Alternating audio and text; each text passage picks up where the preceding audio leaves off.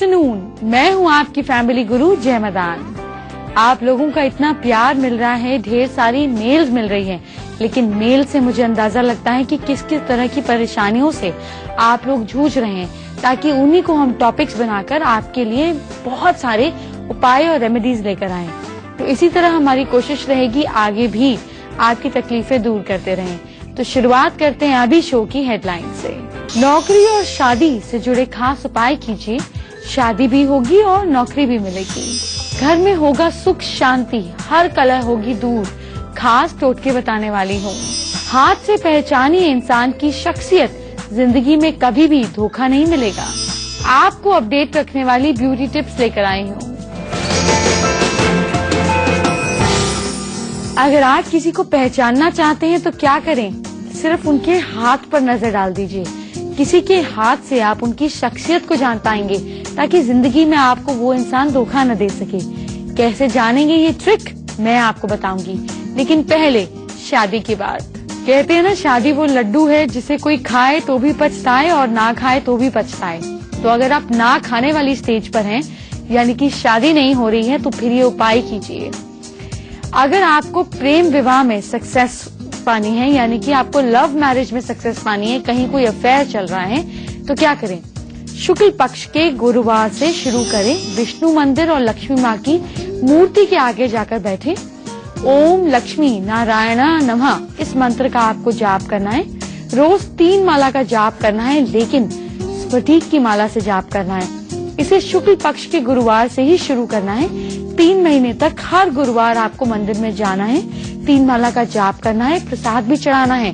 और विवाह अगर इस बीच आपका फिक्स हो जाता है, तो भी आपने जाकर वहाँ पे गुरुवार से ही शुरू करना है। 3 महीने तक हर गुरुवार आपको मंदिर में जाना है, 3 माला का जाप करना है, प्रसाद भी चढ़ाना है।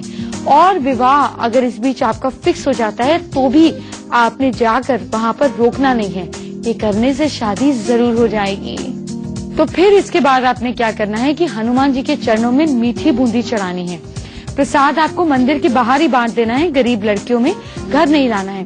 और ये जो लाल कपड़ा मैंने आपको बताया था ना, ये हनुमान जी को चढ़ा हुआ कपड़ा है। ये लाल कपड़ा आप पंडित जी को पैसा देकर, हनुमान जी ने जो पहले उनको जो चोला चढ़ाया जाता है, वो लाल कपड़ा आप घर ले आइए। इस लाल कपड़े को आपको अपने ऑफिस में रखना है। ऑफिस में ऐसे रखें कि इसको टेबल के ऊपर रख लें, या फिर अगर जॉब नहीं लग रही है तो इसको घर में साउथ में टांग दें, लेकिन चौरस शेप बनाकर इसको चिपका दीजिए इस तरीके से। ऐसा करने से जॉब भी मिल जाएगी और बेहतरीन जॉब मिलेगी। अगर आपको सही नौकरी मिलने में दिक्कत आ रही है, तो आप कुएं में दूध डालें। अब कुएं में पानी होना चाहिए, ये जरूरी है, लेकिन अगर आपके आसपास कुआं ही नहीं है, आप सिटी में रहते हैं, तो क्या करेंगे? तो काला कंबल किसी गरीब को दान दें। लगातार ये उपाय सैटरडे को करते रहें, अच्छी नौकरी मिल जाएगी। इसके अलावा 6 मुखी रुद्राक्ष की माला 108 मनकों वाली धारण करें, जिसमें हर मनके के बाद चांदी का एक छोटा टुकड़ा पिरोया हुआ हो। ये पहन नहीं सकते, लगता है बहुत बड़ी है, तो कोई बात नहीं, अपने घर पर रख लीजिए, अपने वार्डरोब में, अपने कबर्ड में टांग लीजिए, आपकी परेशानी सॉल्व हो जाएगी। नौकरी तो आपको मिल गई, लेकिन अब प्रमोशन नहीं हो रहा, तो क्या करें? गुरुवार को किसी मंदिर में जाकर पीली वस्तु चढ़ाएं, जैसे कि पीला फल, केला चढ़ा सकते हैं, आम चढ़ा सकते हैं, पीले कपड़े वगैरह का दान करें। और सुबह नंगे पैर घास पर चलें, कम से कम 15 से 20 मिनट घास पर चलना है। बुद्ध मजबूत होगा, प्रमोशन अपने आप होगा। ये तो बात करी हमने प्रमोशन की। अब जरा फैमिली लाइफ में आते हैं। भाई, आपके पति आपका साथ नहीं देते तो परेशान मत होइए, उनको वश में करना, यानी कि उनको अपने अंडरस्टैंडिंग को डेवलप करना उनके साथ। इसके लिए आपको आसान उपाय बताती हूँ। जो मैं ये बता रही हूँ ना, ये आपको शुक्ल पक्ष में ही करना है। तो करना क्या है?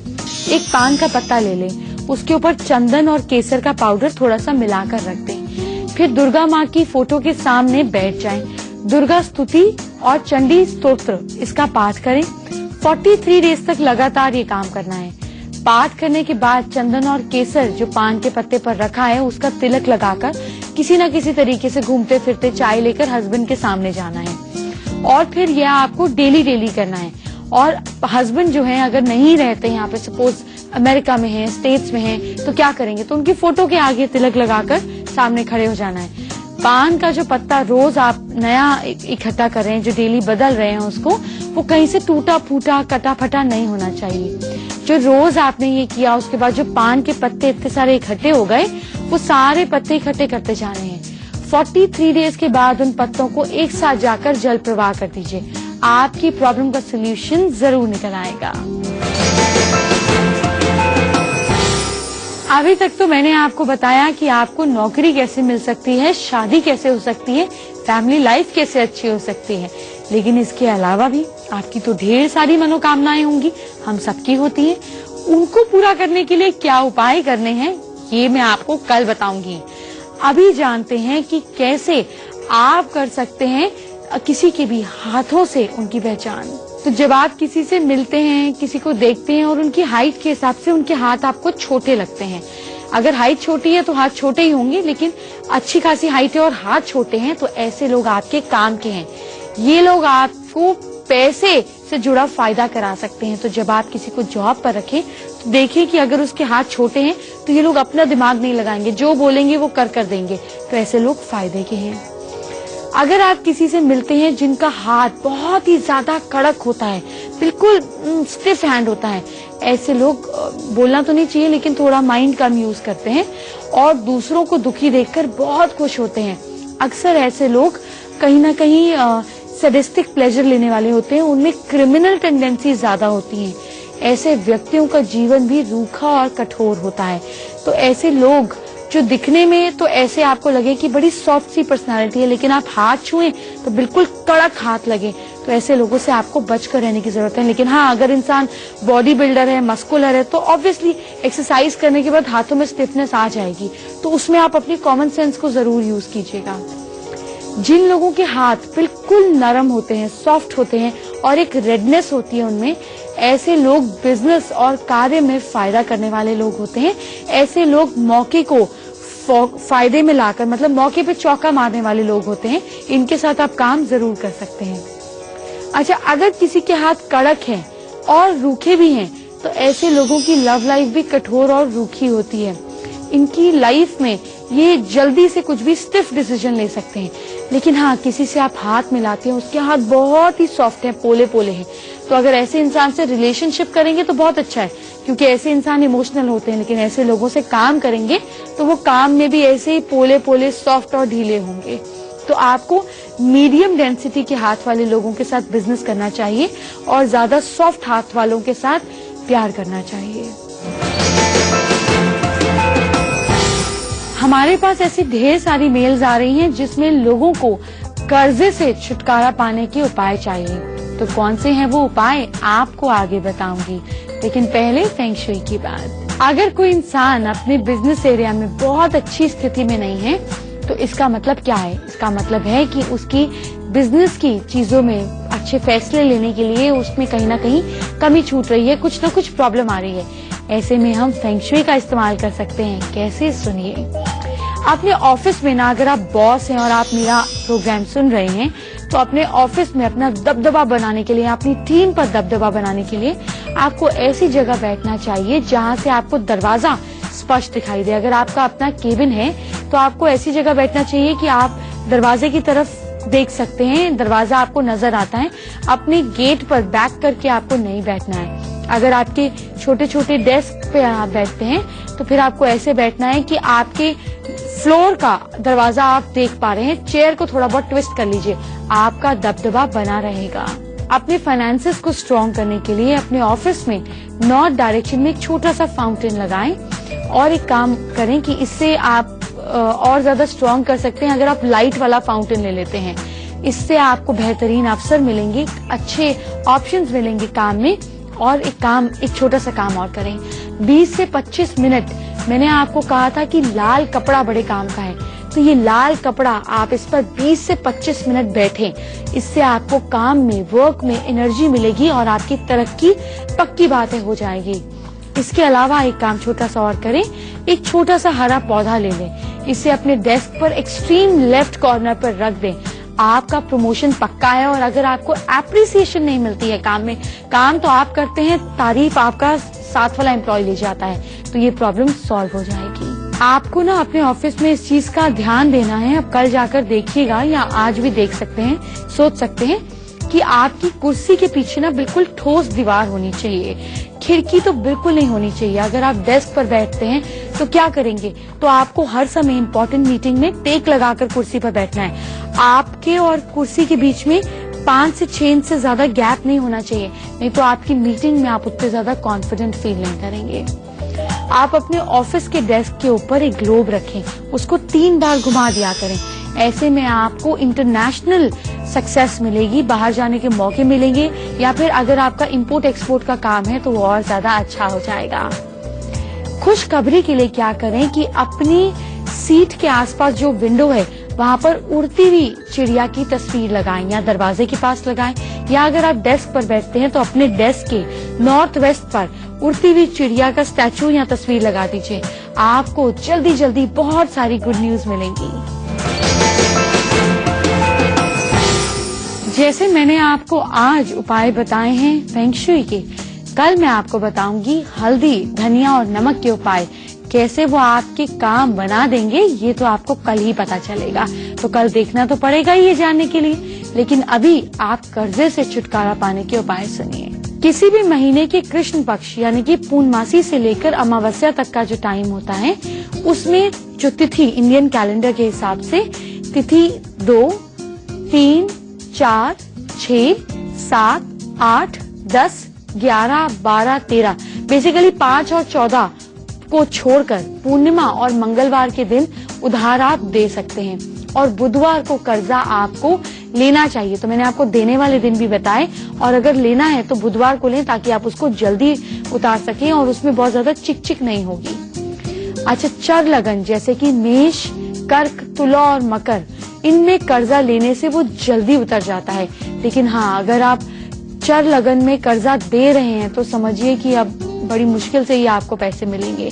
और चर लगन में 5वें और 9वें स्थान में शुभ ग्रह बैठे हों और 8वें स्थान में कोई भी बुरा ग्रह नहीं हो तो पैसे जल्दी उतर जाते हैं। बेसिकली टेक्निकल डिटेल्स हैं, लेकिन कर्जा लेने और देने से पहले आसपास किसी एस्ट्रोलॉजर से पूछ ले, और आपको ये पता होना चाहिए कि वो किस बेस पे बता रहा है। तो उससे पूछ ले कि भाई चर लगन कब है, या गूगल करें कि जिस दिन में चर लगन आ रहा है उस समय आप कर्जा आप अगर ले लें तो बहुत अच्छा रहेगा, लेकिन देना है तो चर लगन में नहीं दें, मुश्किल से पैसे आएंगे। Simple and precise. इसके अलावा रोज आपको लाल मसूर की दाल का दान करना है अगर आपके सिर पर कर्जा चढ़ा हुआ है, वो जल्दी उतर जाएगा। दिन भर काम करके आपकी फ्रेशनेस हो जाती है खत्म, आप थके थके महसूस करते हैं, तो गुलाब को सूंघना नहीं है, ये गुलाब आपको बनाएगा खूबसूरत, फ्रेश, चार्मिंग, कूल। कैसे, जानिए।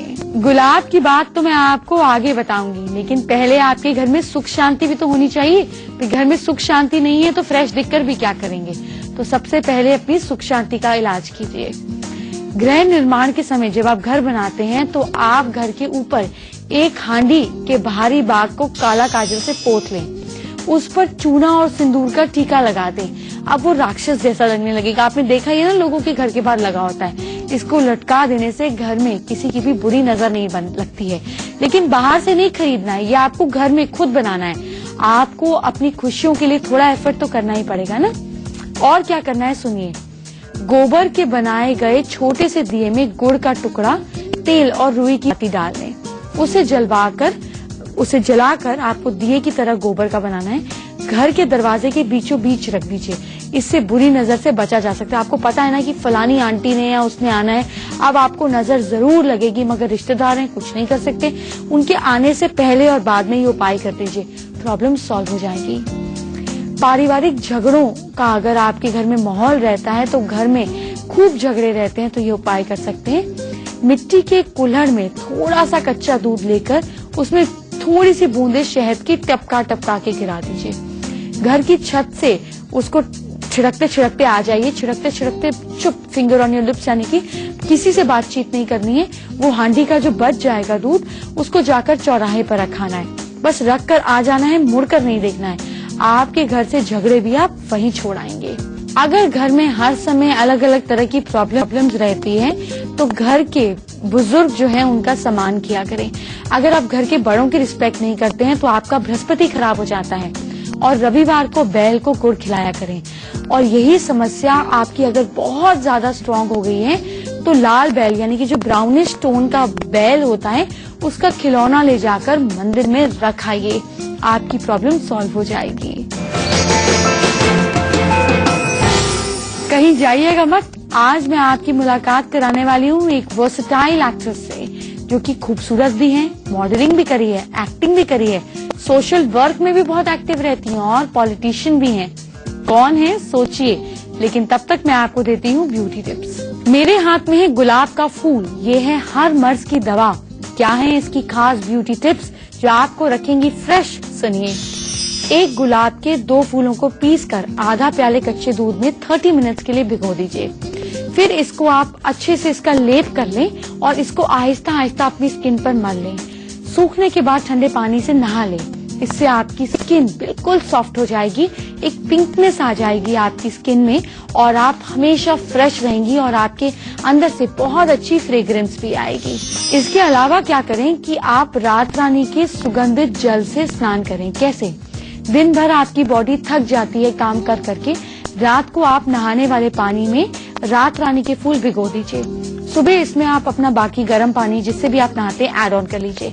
इससे अगर आप नहाते हैं तो आपको अपनी बॉडी की खराब फ्रेग्रेंस से छुटकारा मिलेगा और आप दिन भर फ्रेश रहेंगे। कहीं जाइएगा मत। फैमिली गुरु हेल्पलाइन अभी आगे है, लेकिन पहले हम बात करते हैं वर्सेटाइल एक्टर, मॉडल, बहुत ही खूबसूरत सोशल वर्कर और पॉलिटिशियन गुरप्रीत कौर चड्ढा से। Gurpreet, welcome to our show. Gurpreet Kaur Chadha या न्यूज के फैमिली गुरु प्रोग्राम में आप सभी दर्शकों का स्वागत करती हूँ। गुरप्रीत, आपने तो इतना अच्छा काम किया, इतनी समाज सेवा करी, सोशल वर्क में इतना आपने एफर्ट डाला, तो बहुत ही डिफरेंट फील्ड है ना सोशल वर्क और एक्टिंग।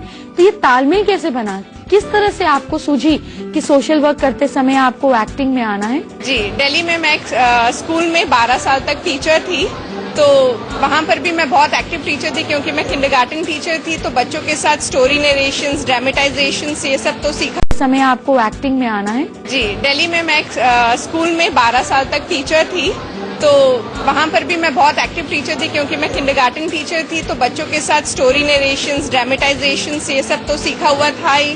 तो उसको उभारने के लिए मुंबई आ गए हम सब और बहुत ही अच्छा हमारा एक्सपीरियंस रहा। मुंबई शहर से हमें बहुत प्यार मिला।